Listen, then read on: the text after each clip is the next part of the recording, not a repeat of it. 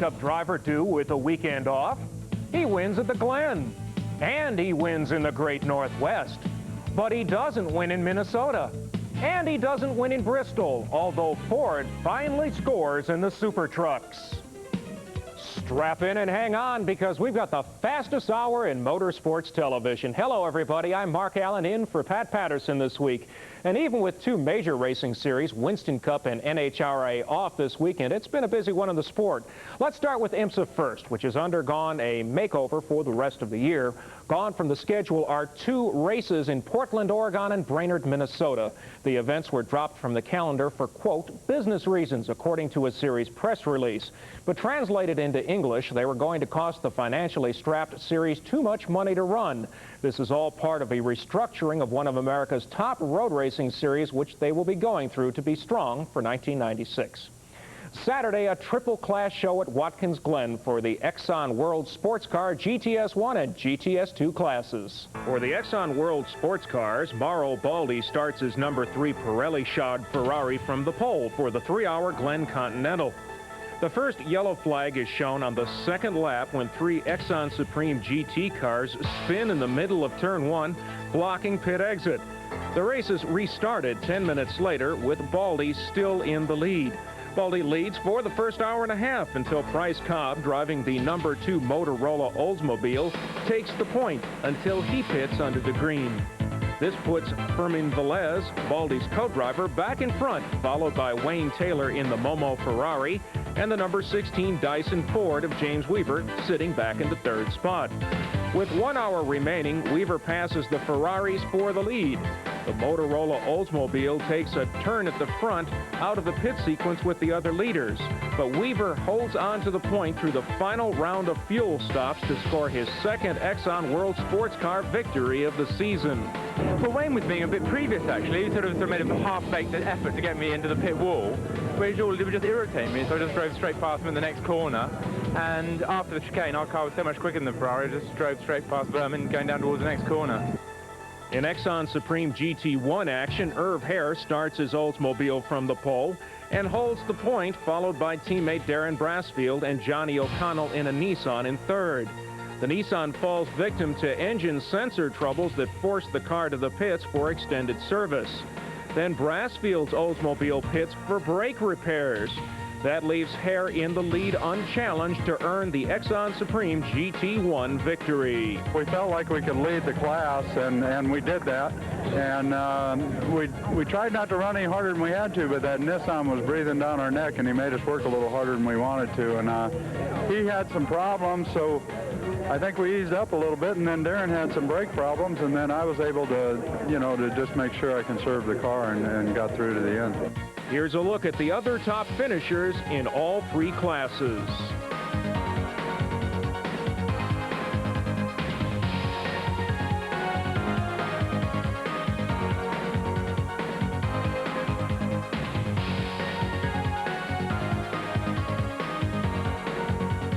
IMSA also announced some adjustments to safety regulations following an investigation into April's crashes at Road Atlanta that left 3 drivers badly injured. Both accidents were classified as, quote, racing accidents, with the most notable new regulation that drivers be required to demonstrate their ability to achieve representative lap times. Closure speeds when the World Sports Cars and GTS cars are running at the same time has been a concern among some competitors. Now, you can drop the Road Atlanta injured driver Jeremy Dale a note. He was the most seriously injured driver down there. He continues his rehab in Indianapolis. We'll leave the address up on the screen for a few seconds and give it to you again later in the show, time permitting. Dale's rehab includes 6 hours a day of physical therapy for severe leg injuries suffered when he T-boned Fabrizio Barbaza.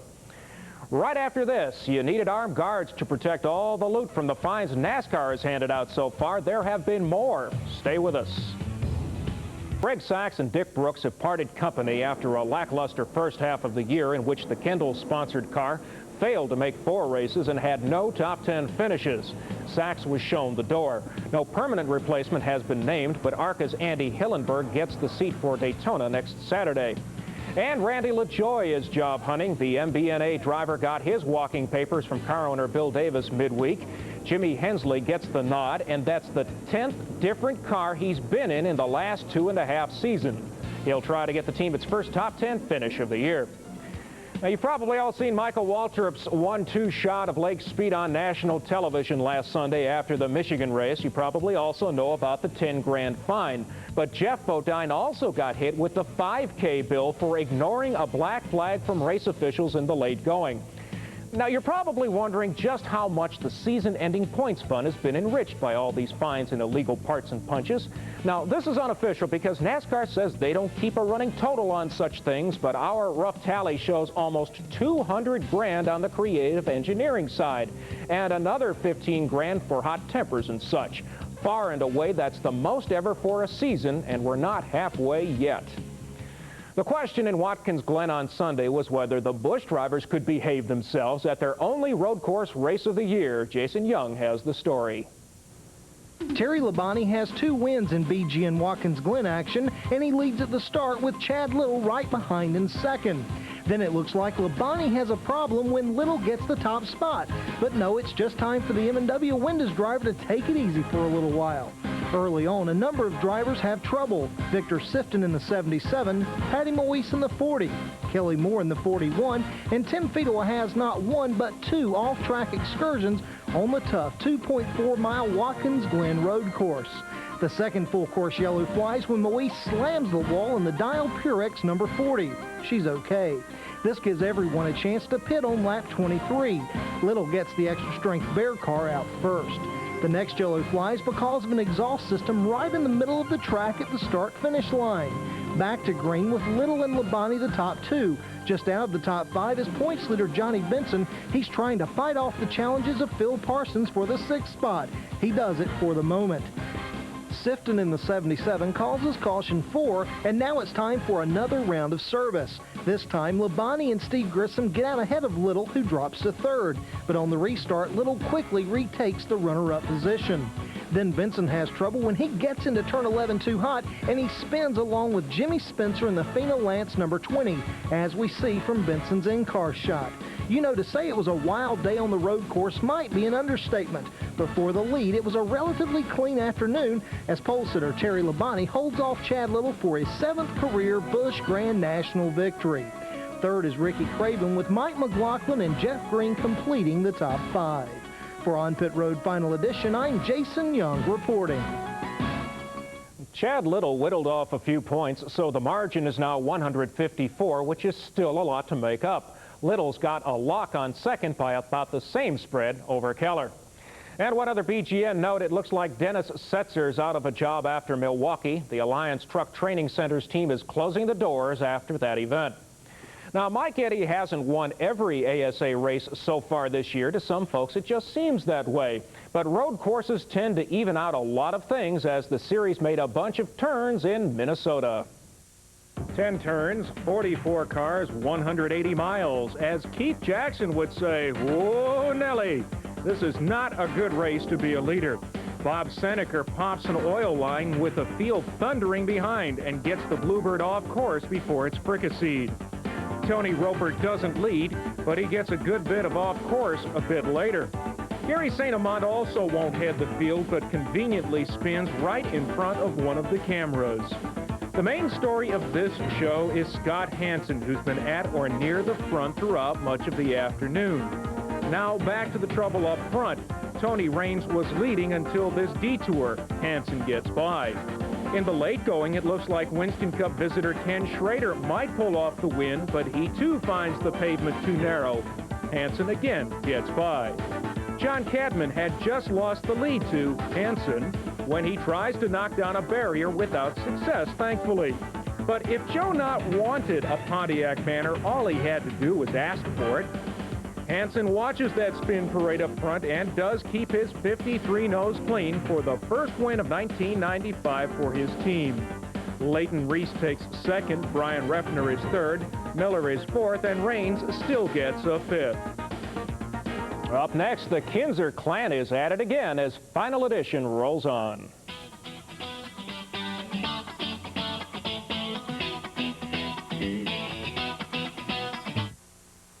Racing Kinzer's on the track at the same time, you'd have about half a sprint car field. Well, close anyway.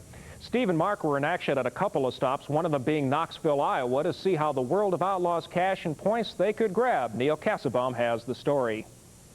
Wednesday first, and the series' only stop at Hales Corner will be remembered for the pass Mark Kinzer never saw. He's been at the front since the drop of the green and having a grand old time on the bottom side of the speedway. But that green number 11 is getting to be quite a nuisance again as Steve Kinzer changes lines and heads for the high side. He pins Mark behind slower traffic and then storms off to his 7th win since returning to the Winged Wars. The series ships to Knoxville for a rare double dip on the same night.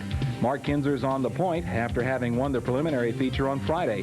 But this one didn't look like it would finish before dawn. It took the Knoxville locals and tour regulars 4 tries to get the start right. One of the victims being points leader Dave Blaney, who could not return. But when they do figure out how to stay out of mischief, the pole sitter just checks out. The other Kinzer is in the same picture at the end, and Mark takes the $9,000 winner's check, and rather than start at the back on the full field inversion, calls it a night. Terry McCarl and Craig Delansky are the point men for the second leg, and the race is for them alone to decide. On the last lap, the 55 of Delansky gets too high on the backstretch, and McCarl jumps on the opening, but he's a bit too eager, and Craig storms back at the finish and give it to Delansky by a whisker. In the series points, Hodenshield climbs back on top. Blaney and Lasowski are close behind. I'm Neil Kassebaum for On Pit Road Final Edition. Out further west and back running for points, NARC and the SCRA continued their thrill shows. It's round 6 of the Golden State Challenge with Paul McMahon a 12-point edge over rival Brent Kading. For this one, Gold Cup winner Kevin Pilot and Greg DeCaris are the front row at King Speedway, DeCaris taking the early advantage. After some group slide jobs, Jason Lund ends up staring at the track the wrong way. McMahon's running 6th when suspension woes drop him off the track for 8 laps, and with it, the points lead. Pilot just begins getting pressure on the leader when he brakes. DeCaris faces one big threat on a restart when second place Eric Rossi wants first, but that move is soon invalidated. Chuck Miller takes over second only briefly, and this fire is only good for weenie roasts. DeCaris dodges a white flag incident, and it's his night to shine, or whatever other cliche fits here. It's his first win of the year. Monty Facinto a fine second with Kading third and a recapture of the points lead. The series cranks up for Speed Weeks starting Wednesday. Due to some technical difficulties with the tape, we can't show you who won the SCR race, but we can tell you. Corey Kruzman takes the victory at Santa Maria Speedway with Ron Schumann and Leland McSpadden next. English and Miknovich are 4th and 5th. Up next, a winner is towed to victory lane. We'll explain right after this.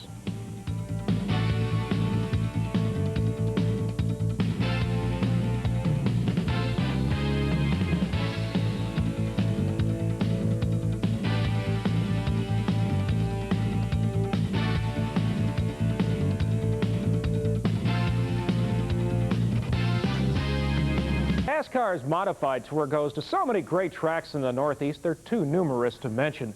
But last Sunday, the Tour hit Thompson Speedway for a doubleheader with the Grand National North Boys, and they were at it again Friday night. There are just certain rules of the road that have to be followed or there's going to be trouble. 3 wide entering a turn is one of those rules. Early in the 125 tilt, Joe Bessie's in the 1, John Swanson's in the middle, and Jeff Berry's got to be wondering what went wrong. Swanson was done on the spot on lap 2. Later, with Tom Bowles in the lead, Andy Santerre in the 44 spends several laps working over Brian Ross before getting by. Then he and Bowles put on a driving clinic for nearly 30 laps as Santerre in the V6 finally wins this duel over the V8 muscled Chevy. There are several moments that should be cautions but somehow aren't.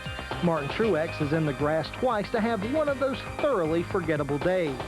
On the last lap, Santerre's got this one won, but never take your eyes off the track. The winner dodges one wreck but can't scoot by another well after the start-finish line, and the winning mount goes to victory lane on the hook. It's Santerre's first win as a car owner. Dion, Moore, and Stefanik are all in the top 5 in the points as well. The modified portion is missing much of the hijinks of the fendered show, but it did have its moments. On an early restart, the field has to be alert, and Rick Fuller doesn't get a good bite off 4 and drops a number of positions. The key moment of the race happens on lap 53, and most folks don't even know it after Carl Pasteryak spins. All the leaders except Ed Flimke stops for tires. Flimke had already done that 18 laps earlier, and even with older tires, the second-generation driver pulls away. At the end, Tony Hirschman tries to pose a challenge, but Flimke, whose late father was a many-time Thompson Speedway track champion, comes home the winner on Father's Day. Flimke is the 6th different winner in 7 races.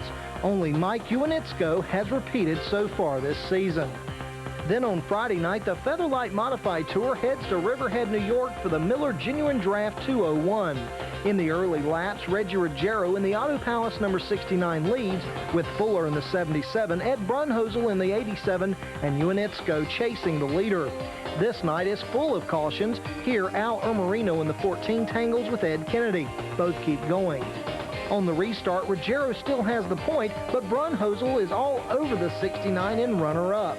Another yellow flies when Flimke in the 11 gets sideways, and at the other end of the track, Kennedy's night ends against the wall. Back to green on lap 53, and Brunhosel is now the front runner with Ruggiero dropped to second. On the quarter-mile Riverhead Raceway, things happen quicker than most drivers' reflexes can react. Jan Levy in the 27 hits the brakes, and Joe Mamelito gets the worst of it nearing lap 100. The driver not having any problems is Ed Brunhosel Jr. He holds on for the win in the Tri-State Vulcan Wrecker Chevrolet. Oswego Speedway may want to post a bounty on Mike Muldoon. The super-modified driver has been on a tear over the past few weeks, and he was out to maintain his winning ways Saturday night. Muldoon is seemingly safely mired back in the 17th spot on the start, so that means someone else has a chance for a change in the 45-lap feature. At the 1/3 mark, those in front of Muldoon start self-destructing. First off, there's Dan Sewell getting way too high, and credit his crew for getting him back out. Soon into the restart, and a half a dozen drivers, including Pat Abel, litter turn 3, and there goes the foam. This one brings out the red flag. But we're not done yet. This mess in turn 1 only triggers a yellow, but somewhere up there in that turn, there's a car buried. Trust us. All this mayhem allows Muldoon to move up without having to wear out his car. And guess what? On lap 31, the Oswego Terror goes by Randy Ritzkus, and even though he'll get a late challenge from Doug Didero, Muldoon does it again for the 4th time in a row. What a great triple header of racing at Bristol this weekend. The Super Trucks were part of the card. More on them in a few moments. The other headliners were the Slim Jim All-Pro Tour and the Goodies Dash. These cars are going so fast around Bristol that NASCAR slaps restrictor plates on the late model series here. Mike Cope, the Slim Jim champ, and Dick Anderson, a front runner from the Hooters Cup Series, are the early pace setters. How many times have we told these guys you can't go 3 wide around a short track? Roy Payne's the one who goes around. This caution gives points contender Freddie Query a chance to vacate the 5 car that he started after crashing his earlier. That also will give him all the points that Bickle gets. You can't hit any harder at Bristol than this, and Mark Gerke is wobbly when he climbs from his car.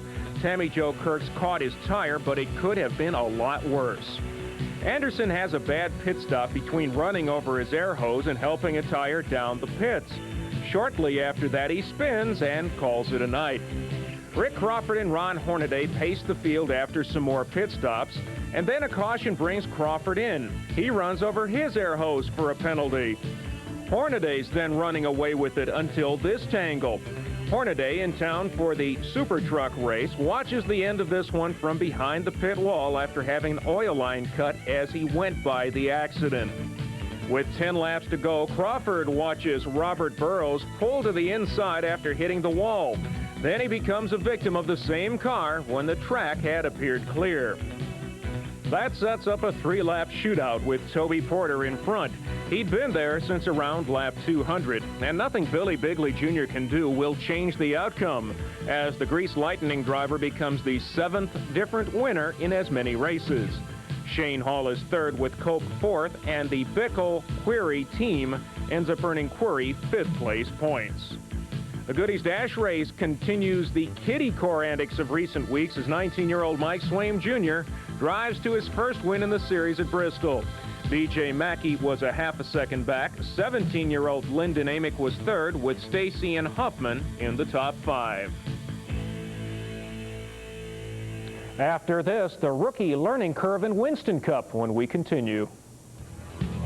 Winston Cup driver due with a rare weekend off will usually go race. Ken Schrader was in Minnesota for the ASA show, and several Cuppers were in Watkins Glen for the BGN race. One of them was Ricky Craven, who finished third. But before he left for the Glen, he stopped by to talk about life as a Winston Cup rookie. Ricky, fresh from your shop, a Winston Cup driver working on his car. I like to see that. You're going to go to the Glen this weekend, and by the time everybody sees this, they'll know what you did there. But let's talk about your Winston Cup program. Tell us the first half of the season, how your reality has met expectations. It's going very well, and I think leading the Rookie of the Year standings by a couple points, and it's as tough as we all expected it to be. And you know, we've evaluated ourselves over the first half and give ourselves pretty good grades. You know, we have to compare ourselves to the other rookies and maybe some of the sophomores, but things are going well for the Kodiak team. As the team looks in the mirror each and every week, and you've got a number of races now under your belt, what are some of the things that you see that you want to work on, that you want to build upon? Obvious things are consistency. I mean, we've had some good shows of strength qualifying, some good races, but haven't found a consistency yet that you need to maintain good point position in Winston Cup, and also to get more comfortable. You know, this is a big change, and the first 6 or 8 races were difficult, hard to enjoy. It's becoming more enjoyable. If we can find the consistency before long, I think we're going to have a good second half. Okay, what makes it enjoyable? What makes it fun? Well, just the racing. I mean, it's what's made it enjoyable all my life, and having done it as long as I've raced, it's hard to go into a new environment with a new group of racers, with a new team, and with no foresight or not really knowing how things will work out. And this, of course, is the biggest step of them all in the Winston Cup. But you want to make the adjustment, you want to make it quickly, and you want to be accepted, and of course you want to run well. And all of those things are starting to take place for us now, including running well, and that's making it more enjoyable. Where is the biggest improvement coming? Is it coming within the communication between you and the team, or just Ricky Craven behind the wheel? Becoming more comfortable with the Winston Cup car. Still haven't completely found the comfort level I'm looking for, but the team's doing a much better job. The cars are prepared better. Not that they weren't at the beginning of the season, but every driver's different, looks for something different, needs something different. And the team understands me better, and I understand them better. Now as we head toward the second half of the season, Daytona coming up, and then a number of tracks that now you have seen once before, what are your expectations and this team's expectations for the rest of '95? Well, that's a good point. You know, I'm excited to go back to these places for the second time. Our expectations are to get better. And some of the races we had good finishes, so we'll have to work to improve them. There were some other races where we didn't run that well, and it shouldn't be that hard to improve it. We're 25th or 6th in points, leading the Rookie of the Year standings. We want to win the Rookie of the Year, of course, but Robert and Randy are doing a great job, and they're going to make it difficult for us. And we'd like to finish in the top 25 in points and just secure ourselves a good position for 1996. And it would be easy to be selfish and tell you, I want this and this and this, and that's the competitor in me and the team, but we have to be realistic. We're racing against the best that have more experience than we have, and we're just not at their level yet. Coming up in a moment, the name game in Super Trucks as On Pit Road Final Edition continues.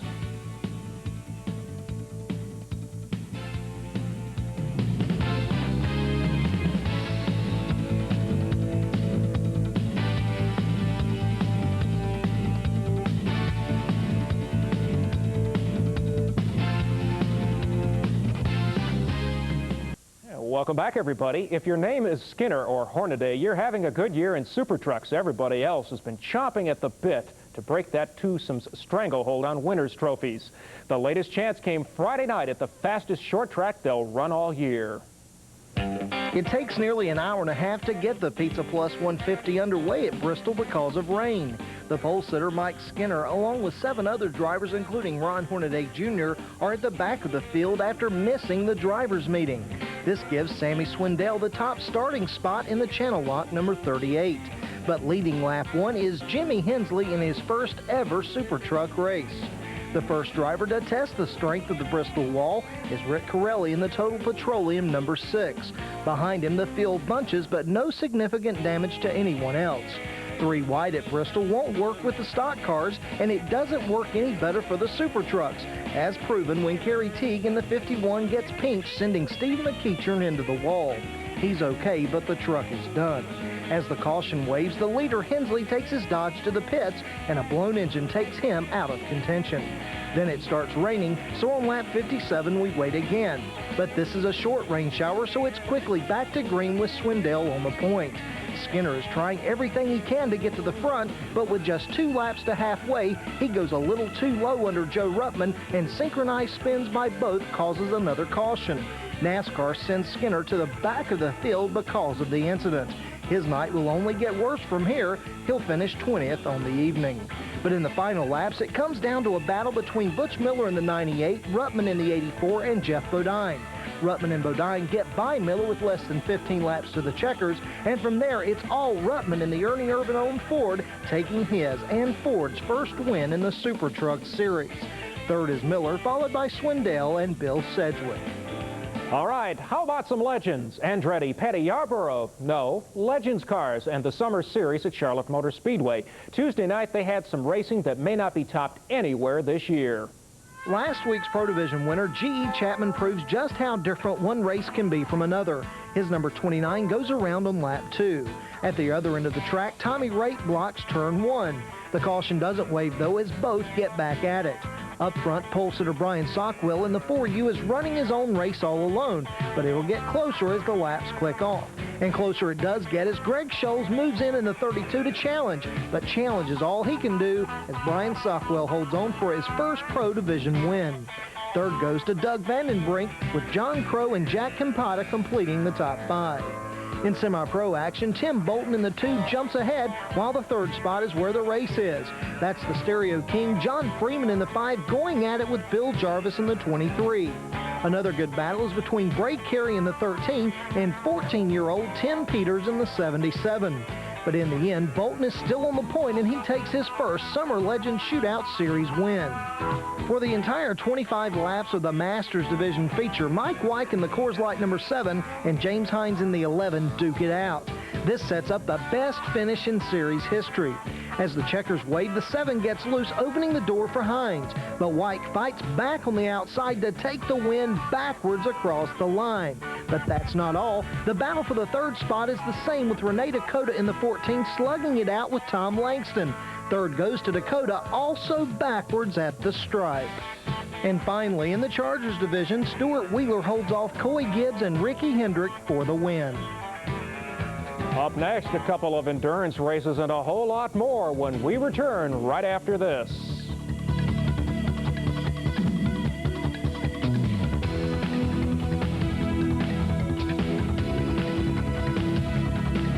With someone else for 7 days of around-the-clock racing. Now, you better be real good buddies coming in, or you could be mortal enemies when it's done. And since we've never heard of any homicides during the one lap of America, we can assume togetherness is not fatal. This year's event wrapped up last weekend, and the number 1 car driven by David Murray and John Lawler was the winner. Those guys had the highest combined scores from stops at 11 racetracks in the eastern and central United States. In all, over 80 teams drove more than 4,000 miles in the event. The world's best sports car racers ran Le Mans last weekend, and an international trio of drivers in a BMW drove over 2,500 miles in just 24 hours for the win. Ralph Shaheen takes a look at one team that didn't win overall honors, but still had a good visit to France. 23 years ago, a B.F. Goodrich Corvette made history as the first car to run the 24 Hours of Le Mans on street legal radials. Last week, the Americans were back at the French Endurance Classic to compete with the world's best. Electrical gremlins in qualifying meant the team started 38th. Drivers, including American Johnny Unser, Germany's Frank Jelinski, and Italian Enrico Bertaggia, were competitive right from the drop of the green. This B.F. Goodrich team effort was the brainchild of specialty car maker Reeves Callaway. His supernatural Corvette was built to go head-to-head with the standard bearers in international sports car racing, such as McLaren and Porsche.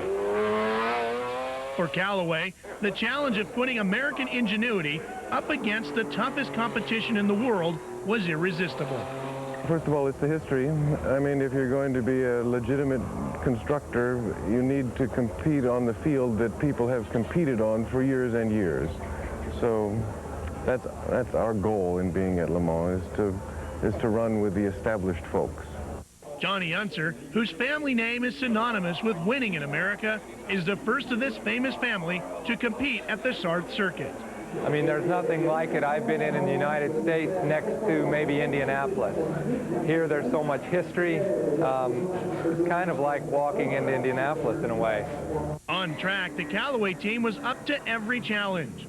The B.F. Goodrich Shod Corvette fought for the lead in the GT2 class throughout the night in rains that lasted some 17 of the 24 hours, and against the world's best cars and drivers. After running twice around the clock, Unser, Bertaggia, and Jelinski came home second in class and ninth overall, covering 2,228 miles. The next endurance test for the B.F. Goodrich Callaway team, February, when the team expects to have its new C7 tested and ready. Some think it could be the best ever of its type. About 6,000 miles away, the IndyCar Series ran its 9th event this afternoon, and Al Unser Jr. ran away with his second win of the year. He won by 28 seconds over Jimmy Vasser in another fine runner-up effort. The key here is Jacques Villeneuve, who broke, and Robbie Gordon, who finished a lap down. So Unser is the points leader for the first time this season. Coming up next, the man's on a roll in late model. We'll introduce him to you right after this.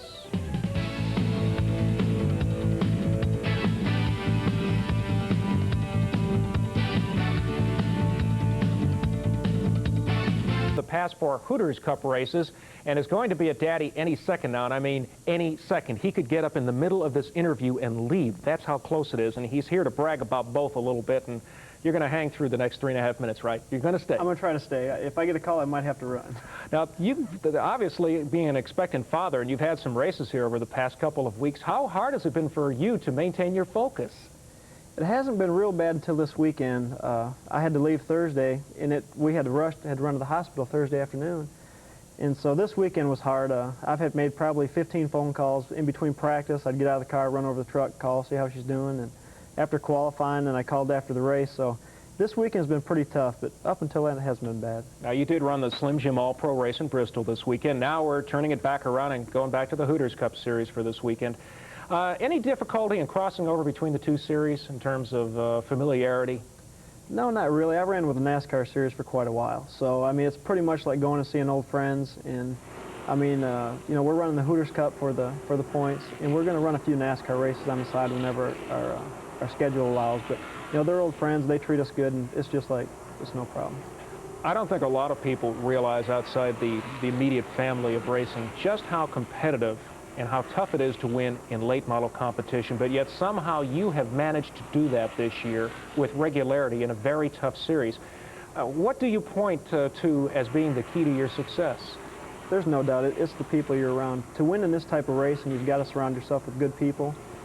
We formed a new team this year in the Horton Motorsports team, and things have just really started to gel right now. We've got a good owner in Kevin Horton, Sammy Shoemate, the crew chief, and Brian Hastings. And we've just got a lot of people that's working hard and really putting a lot of effort into making the car run good, and that's showing up. We've got, you know, a good sponsor, Magby Contractor Supply. They support us a lot, and it's just good people. You can't do it without good people. Now, over the years, you've run both the shorter late model races, but then having run with the All-Pro Series, they tend to run 200, 250, sometimes 300-lap races. How do you change your approach to the 100-lap races of the Hooters Cup Series? Well, the 100-lap races like that, you pretty much have to look at them as a Saturday night race. When you're running a 100-lap race and you're counting the yellows, there's a good chance you might run 50 to 60 laps of green. So when the green flag drops, it's time to go. And so it's pretty much a sprint race compared to a 250-lap race. What about the exposure that the series has gotten on television and the increasing exposure of All-Pro? What does that do to a driver's ego and to his competitiveness? Well, I mean, you want to win every time, but I mean, when it's on TV and you're getting exposure, and we're getting a lot of exposure now that 2 years and 3 years ago we didn't get, it pumps you up. You know, you got all your friends watching at home, and you want to get your sponsor as much coverage you can get to. What's the biggest misconceptions that race fans may have about late model racing? Is it the guys, oh, these aren't talented drivers, or, oh, it doesn't take that much to drive these cars? What do you get the feeling that might be a misconception to the average race fan? That's a tough one. It does. I mean, TV makes it look easy. I mean, there's a lot of people that says, you know, that's easy, you know, I could get out there and do it, but it's really not. And probably the biggest misconception is how much time and work goes into getting one of these cars prepared. There's not a lot of difference in running these type of cars and, say, Busch Grand National car or Winston Cup car. It's just it's not on such a big scale. And that's probably the biggest thing I would say. We've got about 15 seconds left. Assess your chances in the second half of the Hooters Cup season to become the first series champion. I would have to say our chances are pretty good. Our team's getting stronger as we go. I think our results are starting to show that. We're learning each other, learning what we can do, what we can't do, and I look forward to a real successful second half. Thanks for joining us. Hey, we made it. His wife didn't call during the show, so, hey, we made it through. Now, Mike does know something about the NASCAR Northwest Tour. No, he's never raced it, have you? No, I haven't. Well, you never know. He might someday, but it's some great late model action that we don't often get a chance to show you. Let's make up for that now. We kind of like watching oval drivers run road courses because it makes for all kinds of humbling experiences. But the Northwest Tour manages to keep their heads about them for the most part. Ken Peterson is third on an early restart, and good news is no one hits him. The bad, he's last when he opens his eyes. A couple of Cup drivers make the 2,500-mile trip, Dale Jarrett, who's a victim of overheating, and Mark Martin, who's in the hunt all the way. Maybe it's because these guys don't do much fueling from the right side, but this is not the way to do it. Thankfully, there is no fire. Peterson pits early for tires and will charge toward the front. At mid-race, Martin takes 4 green flag tires. A few body-crunching moments, though. One for Hershey McGriff. He'll keep going. But Jody Tanner can't soldier on after taking a big detour. Still not bad overall. Leader Lance Hooper stays out on his qualifying tires, and he's hanging on for all he's worth. Peterson bides his time and takes the point before Hooper yields to the inevitable and pits, but it's too late. Meanwhile, McGriff keeps going. On the final lap, Peterson's in front with Martin second heading into the carousel turn. The lap before, Martin couldn't pass there. This time he does, and that's the story. Oh yeah, McGriff keeps going and going and going. The final rundown has Peterson second with Lawrence, Smith, and Haybike the rest of the top 5. And a big thanks to Mike Garvey for taking the time to come when he had a lot more important things on his mind. As we head to break, attention racers, it's time once again for our Finish Line Racing School tip. Our expert in these matters is Mike Lozier, co-owner and instructor at the school.